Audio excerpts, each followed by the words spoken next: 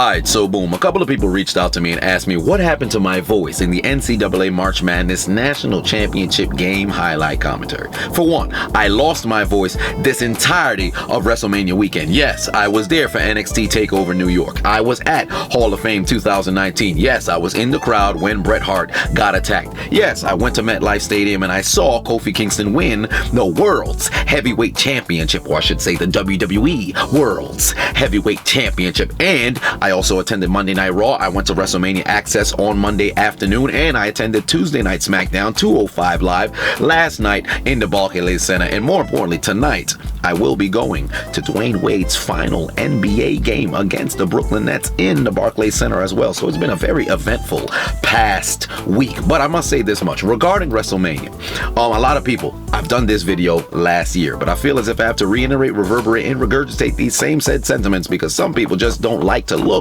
back throughout all the videos to go and find it. A lot of people have asked me regarding WrestleMania commentary. It's not going to happen. More importantly, wrestling commentary. It's not going to happen because, for one, I'm a WWE guy. I'm not watching AEW. I'm not watching New Japan. I'm not watching Impact Wrestling. I'm not watching all these other promotions. I've been a WWE guy from the start. I didn't have the luxury to be able to watch WCW when I was growing up, but had I been able to, I probably would have been a WCW guy as well. I would have been both teams, but given that I only watch the WWE, and that's what I watch every single week, if I were to try to do commentary on it, we already know how strong the copyright for the WWE is. So if I were to take something that was posted, let's just say this Sunday, and it's a pay-per-view and people have to pay on the network in order to watch it, and I try to do commentary on it, guess what happened? They'd terminate my channel like that. Oh, but Adonis, you used some clips of the WWE in your videos before. Yeah, and for some apparent reason, they just don't happen to get caught. And I get away with it. But why would somebody who has my track record of using, videos that fall under the umbrella of fair use and still get flagged, want to go and, try to go through with that? Stupid. You're putting me into, that's like sending me into a battlefield with no bulletproof vest. And then when I get shot, it's like, damn, they got him. Well, what'd you expect? That don't make no sense. Why would I put myself into that sort of situation? But I must say this much. A few people have asked me, why didn't I vlog, the experience of going to WrestleMania and the entire weekend? I didn't even give it any mind. I never thought to myself, hey, let me go and vlog it. I wish that I did. But I must say, being there in the moment and experiencing everything, it's like a childhood dream because I've always wanted to go to a WrestleMania, and I never thought I'd end up seeing myself end up going. I thought I would never either be able to afford it or it would never really be in my city because after or I should say before the MetLife Stadium was made and all the other stuff, the last time they were ever in New York for a WrestleMania before 2013, it was 2004 when Benoit became the world's heavyweight champion in Madison Square Garden, and I was 9 years old at the time. I was turning 10 that year. I never had an opportunity to go to a event, but I did want to go to the Big Four. I was able to go to 4 consecutive SummerSlams, dating back from 2015 to last year.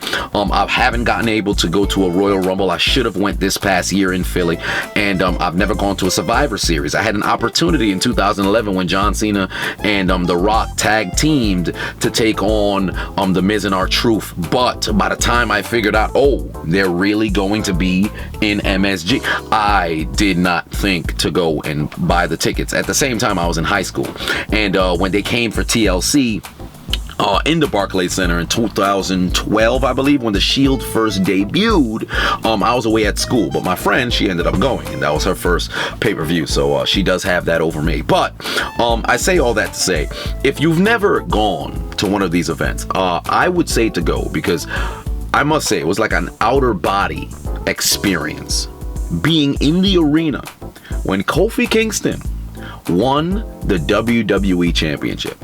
Like there are several different moments in wrestling or even in life that have brought me to a euphoric sort of feeling, but this feeling had to be maybe top 3 of my life, and dealing with wrestling in the context of wrestling, probably top 2.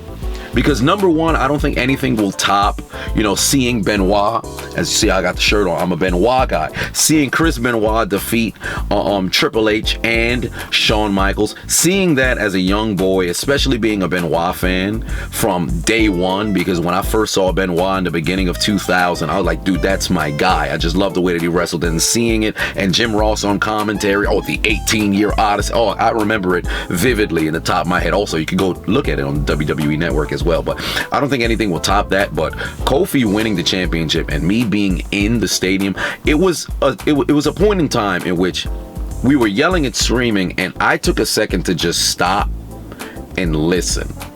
And you can hear 80,000 plus people just in unison shouting in joy. I don't think there was anybody sitting down.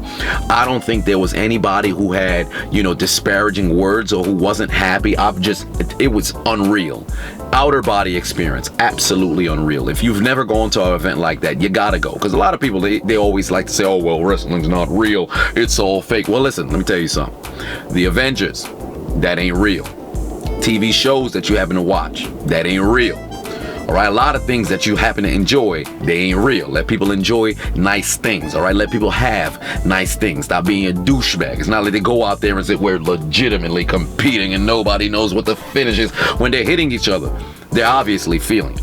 Let me slam you real quick. Let me put you in a Kimura lock. Let me take you to Suplex City. Let's see how much you enjoy it. But nonetheless, all right, we ain't talking about that right now. I'm not gonna get all riled up now. My voice gonna mess around and get messed up. It's just now coming back. I drunk like 8 cups of tea, but we ain't talking about that right now.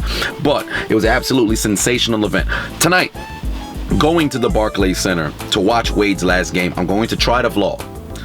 It's in a couple of hours, or I should say a few hours, maybe several hours. What constitutes as a few? Is that up to 3, maybe 4, maybe 5? Because we're about 5 hours outside of the game, so I'll go with a few hours away from the game. I will vlog it.